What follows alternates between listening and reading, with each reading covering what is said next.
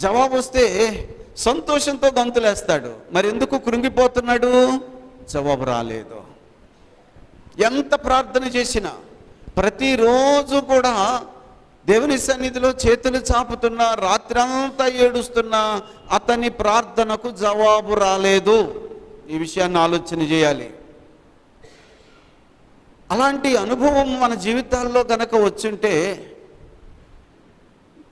ఎంతో కొంత విసుగొస్తుందండి కదా.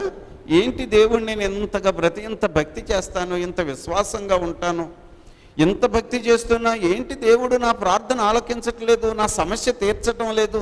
ఇప్పటిది కాదు ఈ సమస్య, ఎప్పటి నుంచో. అవును, ఆయన ప్రార్థనలు ఆలకించేవాడని నేను నమ్ముతున్నాను.